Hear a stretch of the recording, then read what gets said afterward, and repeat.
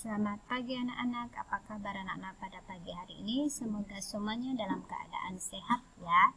Dan jangan lupa untuk selalu menerapkan protokol kesehatan dimanapun anak-anak berada. Dengan mencuci tangan, menggunakan masker, dan jaga jarak ya. Oke anak-anak, seperti biasa sebelum kita memulai pembelajaran pada pagi hari ini, terlebih dahulu kita berdoa. Demi nama Bapa, Putra, dan Roh Kudus. Amin. Bapa kami yang ada di surga, dimuliakanlah namamu. Datanglah kerajaanmu, jadilah kehendakmu di atas bumi seperti di dalam surga. Berilah kami rezeki pada hari ini, dan ampunilah kesalahan kami, seperti kami pun mengampuni yang bersalah kepada kami. Dan janganlah masukkan kami ke dalam pencobaan, tetapi bebaskanlah kami dari yang jahat. Amin. Demi nama Bapa, Putra, dan Roh Kudus. Amin.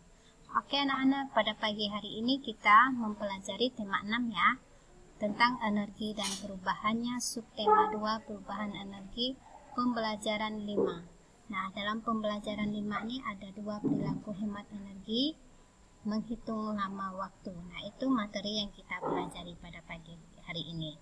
Ayo kita pelajari sama-sama. Nah, yang pertama adalah pelajaran bahasa Indonesia dan PPKN tentang perilaku hemat energi. Nah, apa energi itu anak-anak? Nah, tentu energi itu banyak terdapat di sekitar kita ya. Nah, ini yang kita bahas tentang sumber energi yang dapat diperbaharui dan sumber energi yang tidak dapat diperbaharui. Sumber energi yang dapat diperbaharui adalah sumber energi yang dapat kita gunakan terus-menerus. Contohnya seperti sinar matahari, angin, dan air. Sedangkan energi yang tidak dapat diperbaharui adalah energi yang ketersediaannya terbatas.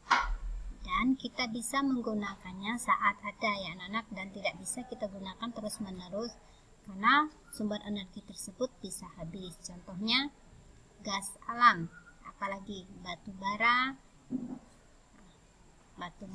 gas alam itu merupakan energi yang tidak dapat diperbaharui karena sumber energi tersebut bisa sewaktu-waktu habis. Contohnya di sini. Nah, bagaimana kita menghemat sumber energi tersebut? Di sini nomor 1, menggunakan air secukupnya saat mandi dan menyiram halaman rumah dengan air bekas cucian sebagai upaya menghemat air. Nah, nomor 1 ini saat kita sudah selesai mencuci piring, mencuci pakaian, nah bekas cucian tersebut, air bekas cucian tersebut kita gunakan untuk menyiram tanaman di sekitar kita. Ya. Nah, itu. Lalu yang kedua, mematikan lampu saat siang hari dan mematikan kipas angin bila tidak digunakan sebagai upaya menghemat energi listrik. Di sini mematikan lampu pada malam hari, tentu lampu-lampu kita hidupkan ya karena suasananya gelap. Tetapi kalau sudah pagi, sudah siang, lampu tersebut kita matikan. Nah, saat anak-anak belajar tentu anak-anak menggunakan lampu ya, lalu menggunakan kipas angin kalau kepanasan. Nah, kalau sudah selesai digunakan, maka wajib kita matikan. Seperti televisi dan lain-lainnya. Lalu yang ketiga, menggunakan transportasi umum dan bersepeda jika jarak tempuh tidak terlalu jauh sebagai upaya penghematan bahan bakar. Nah, saat anak-anak mau bermain tempat teman, karena jaraknya dekat antara rumahmu dengan temanmu, maka yang kamu gunakan untuk menghemat sumber energi adalah sepeda atau berjalan kaki. Itu untuk menghemat transportasi ya, tentu menghemat bensin kita dan seperti solar juga. Nah, itu anak-anak. Berikutnya, nah ini contoh gambar yang mencerminkan bahwa anak-anak tersebut boros sumber energi. Di sini mereka main semprot-semprotan air ya anak-anak. Nah, ini merupakan pemborosan sumber energi. Nah, kalau kita boros menggunakan air, tentu air juga banyak terbuang dan kita juga membayar per bulannya mahal ya anak-anak. itu airnya, listriknya tentu juga mahal.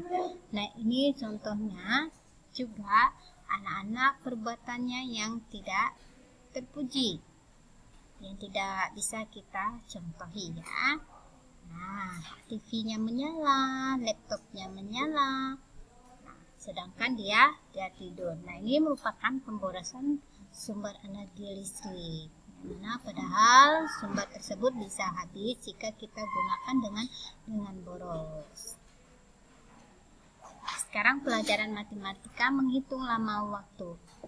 Ayah berangkat ke kantor pukul 7:15. Ayah baru sampai di rumah sore hari pada pukul 18:05.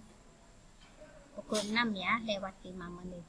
Hitunglah lama waktu ayah berangkat ke kantor sampai pulang ke rumah. Nah, kita lihat di sini. Nah, ayah baru sampai di rumah sore pada pukul 16:05. Ayah berangkat ke kantor pada pukul 7:15. Diambil 1 jam dan diubah menjadi menit. Nah, di sini diubah menjadi menit ya anak-anak. Lalu di sini jadi 17:65 menit. Nah, dikurang 7:50 menit. Di sini hasilnya tetap 0, tetap 5, dan 0 hasilnya tetap 1. Jadi lama waktu ayah berangkat ke kantor sampai pulang ke rumah adalah 10 jam lewat 50 menit. Nah, lama waktu ayah berangkat ke kantor sampai pulang ya anak-anak, jadi memakan waktu selama 10 jam lewat 50 menit. Oke anak-anak, sampai di sini materi kita pada pagi hari ini. Sebelum mengakhiri, terlebih dahulu kita berdoa. Demi nama Bapa, Putra, dan Roh Kudus. Amin. Salam Maria, penuh rahmat Tuhan sertamu. Terpujilah engkau di antara wanita, dan terpujilah buah tubuhmu Yesus. Santa Maria, Bunda Allah, doakanlah kami yang berdosa ini sekarang dan waktu kami mati. Amin. Demi nama Bapa, Putra, dan Roh Kudus. Amin. Selamat pagi dan Tuhan memberkati.